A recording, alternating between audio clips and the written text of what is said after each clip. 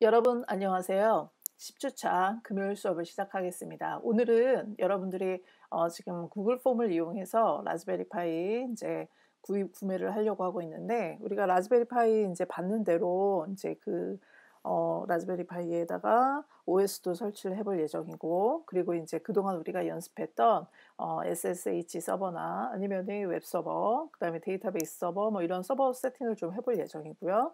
그리고 이제 서버 관리자로서 하지 못했던 작업들을 좀 연습해보는 시간들을 가지려고 합니다. 그러기 위해서는 이제 이론이 되는 그 용어들이나 아니면 배경 지식들이 좀 필요하게 될 것 같아서, 오늘 이 시간에는 네트워크의 기본적인 개념이나 용어들, 그리고 이제 배경 지식에 대해서 좀 다뤄보는 시간을 갖도록 하겠습니다. 제일 먼저 우리가 알아볼 주제는 서버와 클라이언트입니다. 이 서버 클라이언트는 제가 초기에 리눅스를 설명하면서 간단하게 설명을 했었는데, 여러분들이 이제 중요한 게 뭐냐면 네트워크나 그다음에 이제 컴퓨터 전공 지식 중에서 용어들을 여러분들이 좀 알고 있으면 굉장히 도움이 많이 됩니다. 그러면 본격적으로 이 그림에 대해서 설명을 해보도록 하겠습니다. 그러면 본격적으로 이 그림에 대해서 설명을 해보겠습니다. 먼저 클라이언트에는 이제 PC나 아니면 태블릿이나 그다음에 이제 노트북 같은 것도 있을 수 있고, 그리고 이제 인터넷에 연결되어 있다면 이제 핸드폰도 사용할 수가 있겠죠. 그래서 이제 이런 클라이언트들이 먼저 서버에게 요청을 하게 됩니다. 이때 서버는 이제 여러분들이 알고 있는 뭐 네이버닷컴이나 다음.net 뭐 이런 데도 될 수 있고, 그다음에 여러분들이 이제 SSH를 이용해서 peace.한동.edu도 접속할 수 있고요. 그다음에 이제 히즈넷에 접속하는 것도 요청하는 행위입니다. 그래서 서버에 정보를 이제 요청을 하게 되면은 서버가 그 요청한 그 내용을 보고 그 데이터를 찾아서 다시 클라이언트에 이렇게 보내주는 작업을 하게 됩니다. 이것이 이제 서버와 클라이언트의 관계인데, 즉 서버는 클라이언트가 원하는 정보를 제공하는 쪽이 서버이고요. 그 다음에 이제 클라이언트는 정보를 요청하는 쪽을 우리가 보통 클라이언트라고 부르게 됩니다. 그리고 이제 이 데이터를 주고받는 것은 항상 인터넷을 이용해 가지고 하게 되어 있죠. 근데 이제 우리가 데이터를 주고받을 때 어떤 것이 필요하게 되냐면은, 복수의 컴퓨터 사이에서 서로 데이터 통신을 원활하게 하기 위해서 프로토콜이라는 통신 규약이 필요하게 됩니다. 즉 통신 규칙이죠. 그래서 이제 정해진 통신 규칙에 따라서 이제 요청을 하고 그리고 응답을 하게 되는 것입니다. 이번에는 서버와 클라이언트를 좀 더 구체화시켜서 웹 서버와 클라이언트에 대해서 한번 알아보도록 하겠습니다. 제가 아까 서버와 클라이언트의 관계를 볼 때에는 서버가 무엇인지, 클라이언트가 무엇인지, 그리고 프로토콜이 무엇인지 알아야 된다고 얘기를 했었는데, 여기에서도 마찬가지로 서버와 클라이언트가 있고 프로토콜이 존재하는데, 이때 이제 우리가 웹을 이용해서 사용하는 프로토콜은 HTTP와 그다음에 HTTPS 이 두 가지 종류가 있게 됩니다. 그래서 이제 HTTP의 약자는 Hypertext Transfer Protocol이라는 약자이고요. 그리고 이제 HTTPS는 뭐냐면 뒤에 Secure가 더 들어와서 한층 보안이 강화된 프로토콜을 의미하게 됩니다.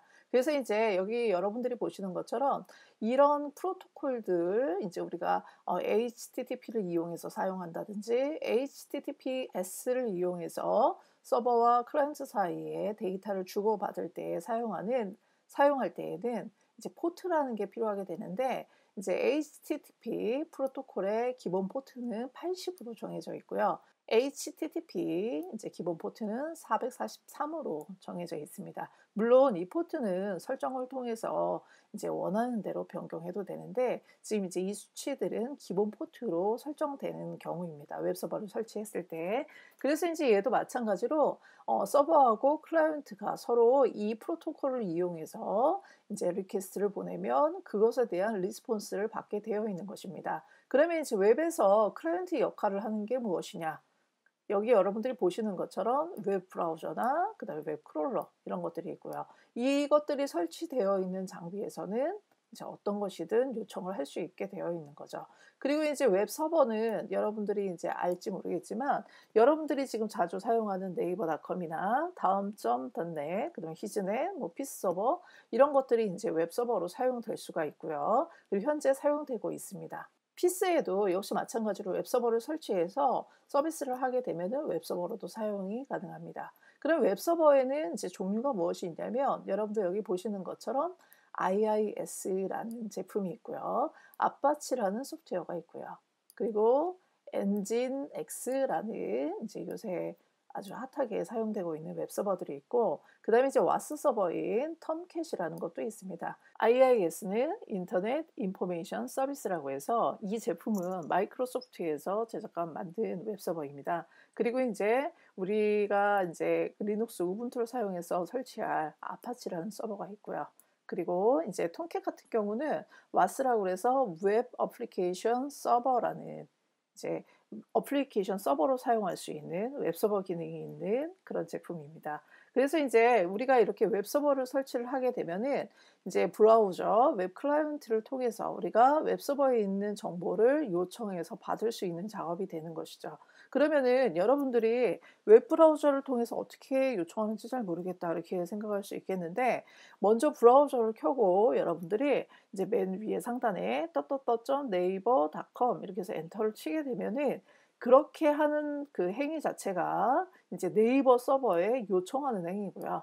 그리고 네이버 서버에서 여러분들이 인제 링크나 뭐 이런 것을 눌러서 해당 주소가 나오게 되잖아요. 그 주소를 통해서 그 자료가 있으면 찾아서 여러분들한테 새로운 웹페이지를 보내주는 것이 리스폰스하는 의미입니다. 그리고 인제 이때 사용하는 프로토콜이 HTTP나 그다음에 혹은 앞에 HTTPS로 되어 있으면 HTTPS를 사용하게 되는 것이죠.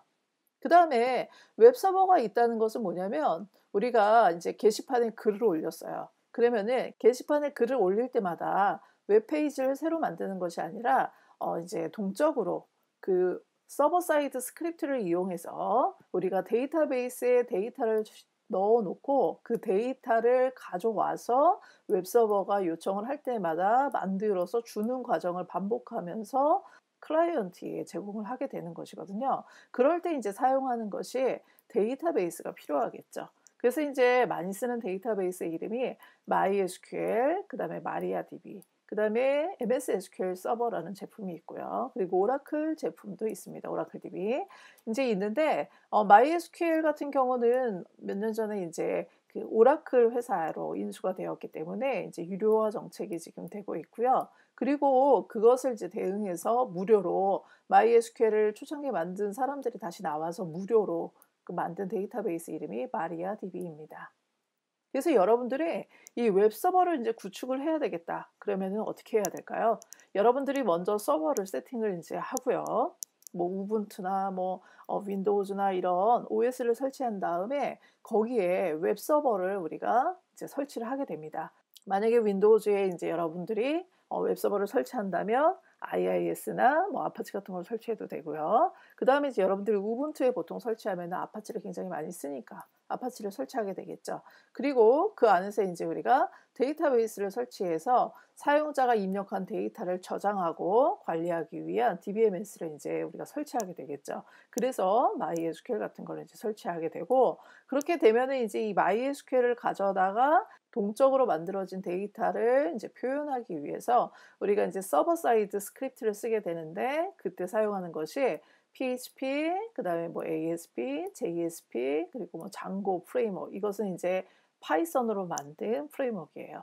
그리고 인제 뭐 스프링이나 스프링 부트 같은 이제 프레임워크도 사용할 수 있게 됩니다. 그래서 우리가 인제 서버 세팅을 한 후에 웹 서비스를 할 수 있는 웹 서버를 하나 구축할 때 어떻게 해야 되냐면 인제 웹 서버를 하나 설치를 하셔야 되고, 그리고 인제 스크립트, 서버 사이드 스크립트 인제 설치를 하셔야 되고, 그다음에 데이터베이스를 하나 선택해서 설치를 하고, 그리고 이것을 세팅을 하는 작업들을 해야지만 이제 클라이언트의 웹 서비스를 할 수 있게 되는 것입니다.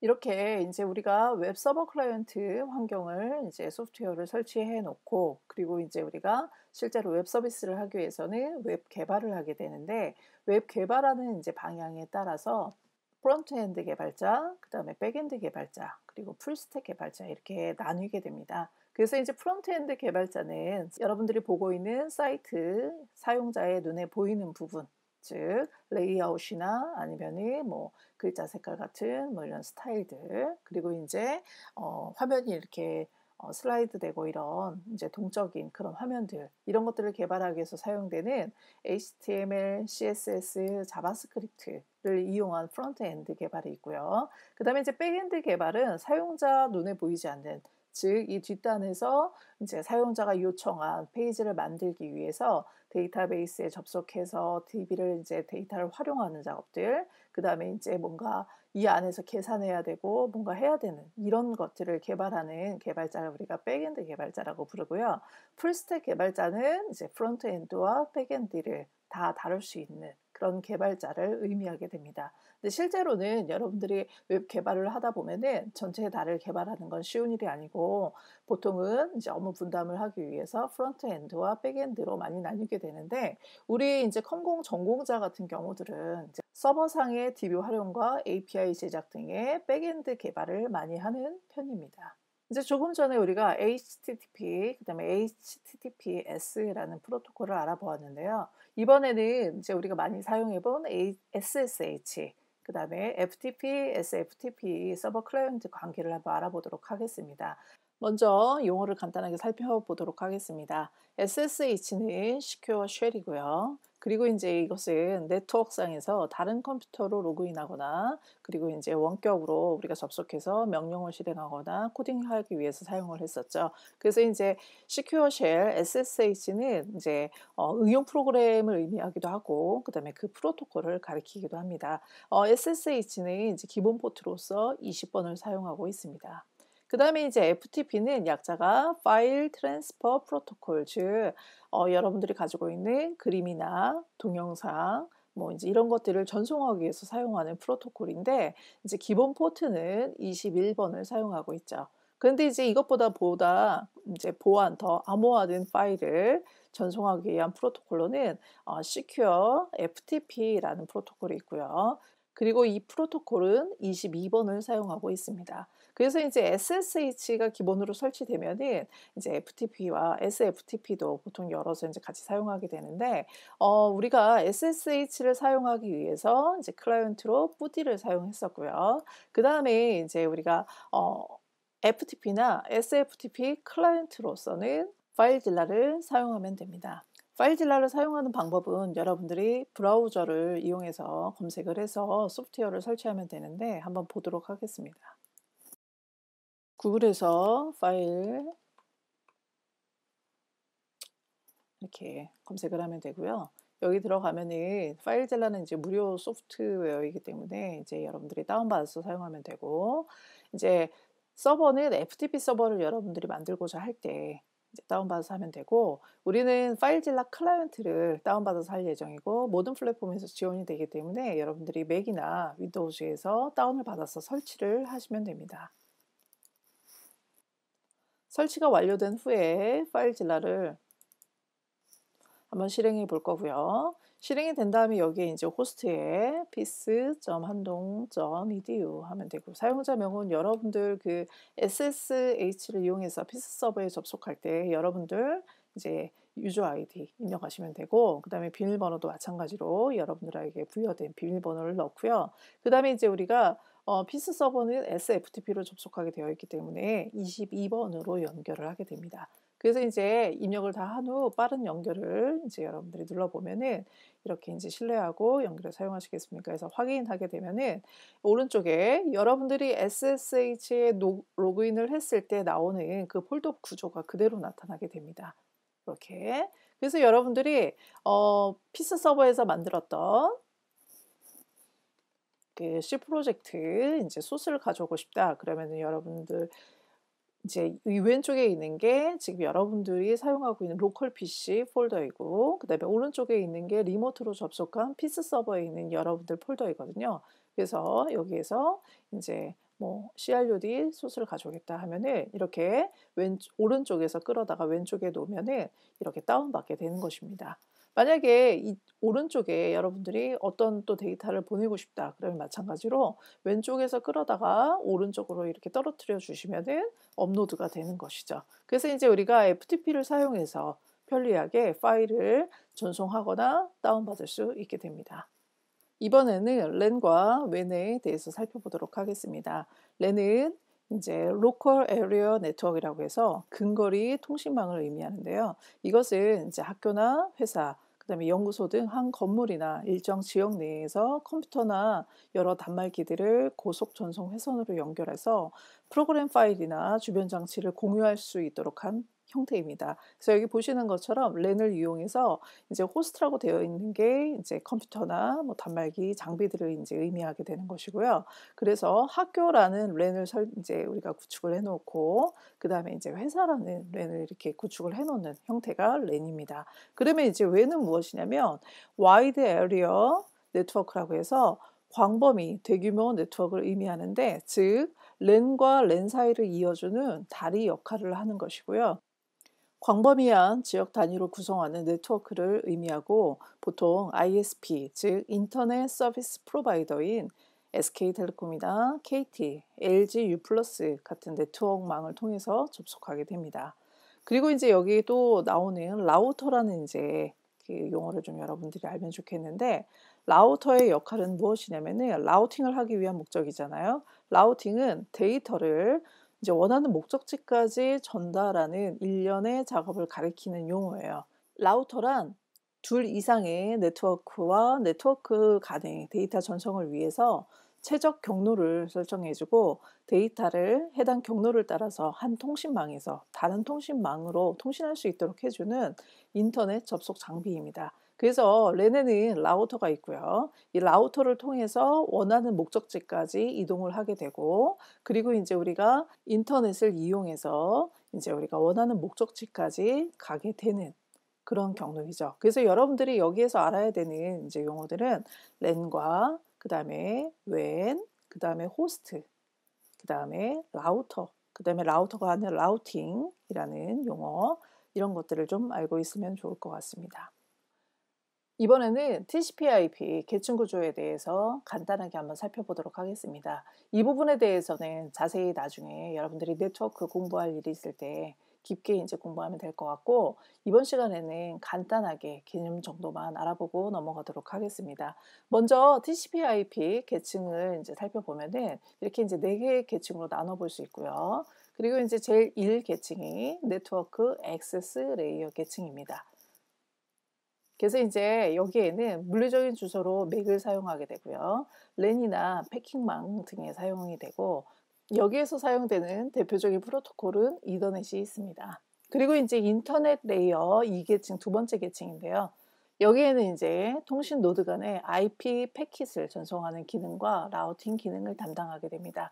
여기서 이제 사용하는 대표적인 프로토콜은 IP 같은 게 있습니다. 그 다음에 이제 두 번째 계층, 세 번째 계층은 트랜스포트 레이어라고 해서 이제 전송 계층인데, 이 부분에는 이제 통신 노드 간의 연결을 제어하고 신뢰성 있는 데이터 전송을 담당하게 됩니다. 이제 여기서 사용하는 대표적인 프로토콜은 TCP나 그리고 이제 UDP가 있게 됩니다. 그 다음에 이제 맨 위에 상위 계층인 어플리케이션 레이어, 응용 계층은 이제 UDP나 그 다음에 TCP 기반의 응용 프로그램을 구현할 때 사용하게 되고, 사용되는 대표적인 이제 프로토콜들은 HTTP나 FTP, 그 다음에 SSH가 있게 됩니다. 예를 들어서 클라이언트에서 서버로 데이터를 이제 전송하기 위해서 데이터를 이제 떨어뜨리면, 그러면은 이제 트랜스포트 레이어에서 이제 TCP를 만약에 사용한다고 하면은 해당 프로토콜에 해당하는 헤더를 앞에 붙여주게 됩니다. 그리고 나서 이제 이게 인터넷 레이어 쪽에서 사용하는 프로토콜을 또 그 앞에다가 부착을 하게 되고요. 그 다음에 이제 마지막에 그 이더넷을 사용하게 된다면은 이더넷 헤더를 앞에 이렇게 붙이게 되는 과정으로 데이터를 인캡슐레이션 하게 됩니다. 그리고 나서 이제 인터넷에 떨어뜨리면은 얘가 이제 해당하는 서버로 이제 가게 되고요. 그리고 이제 도착을 하게 되면은 그때 이제 반대로 그 앞에 붙었던 헤더를 이제 프로토콜별로 이제 차례로 이제 부착되었던 헤더를 이제 빼내면서, 그러면서 이제 어플리케이션 레이어 쪽에 가게 되면은 원래 클라이언트가 보냈던 원본 데이터를 서버에서 인식할 수 있게 되는 그런 방식으로 데이터를 전송하게 됩니다. 그래서 이제 여러분들이 인캡슐레이션이라는 용어와 그다음에 디캡슐레이션이라는 용어를 좀 이해하고 있으면 좋을 것 같고, 그리고 여기에서 이제 설명했던 TCP/IP 레이어 4개의 계층의 역할들, 그리고 이제 각 계층에서 사용이 되는 대표적인 이제 프로토콜들이 어떤 것이 있는지를 좀 이해하고 있으면 좋을 것 같습니다. 이번에 이제 알아볼 용어는 도메인 네임과 IP 어드레스를 설명하도록 하겠습니다. 먼저 IP 어드레스는 말 그대로 인터넷상에서 호스트는 아까 뭐라고 했죠? 컴퓨터와 이제 장비 같은 것을 의미한다고 했는데, 이것을 식별하기 위해서 사용되는 주소입니다. 주소.